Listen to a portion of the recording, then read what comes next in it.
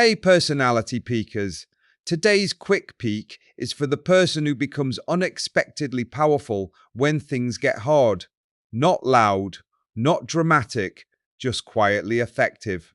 Today's archetype is the healer, empathetic in crises, yet self-directed, stepping in solo with calm, practical compassion. Your tagline says it perfectly.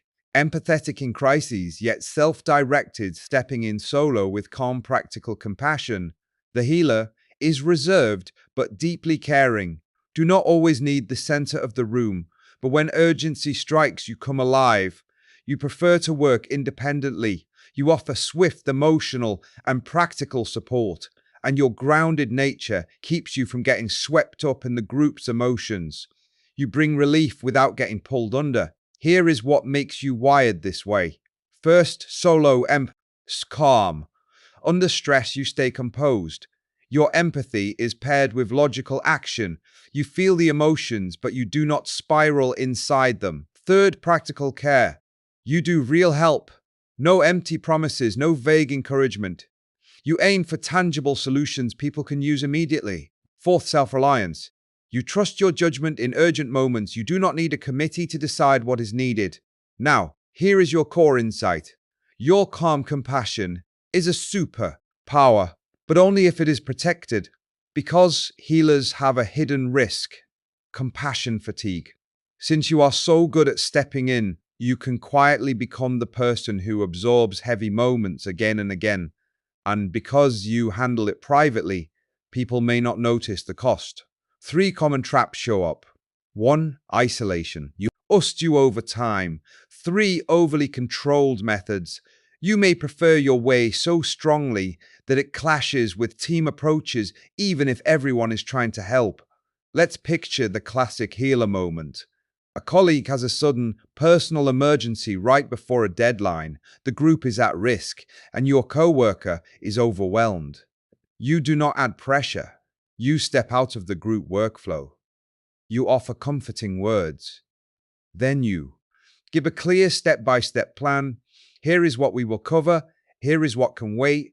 Here is what I will handle right now. Here is what you can safely drop. Your co-worker feels supported and the project stays on track. That is healer magic, care plus structure plus action. Now here is how you turn this into real value without burning out. First upgrade, build a post-crisis reset. Every time you support someone in a heavy moment, take a small break afterward. Even 2 minutes counts. A breath, a walk, a glass of water, a quiet moment alone. Your nervous system needs a signal that the emergency is over. Second upgrade, ask for one support point. You do not have to do everything alone to stay independent. Try this. I can handle the immediate part. Can you cover this one piece?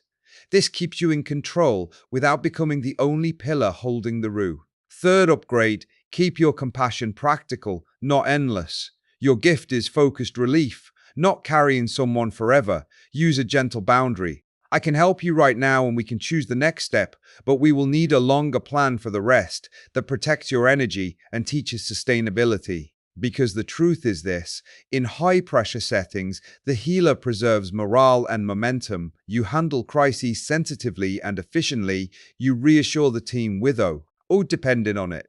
You prove that empathy does not have to be messy. It can be calm, clear, and effective. Quick peek question before you go.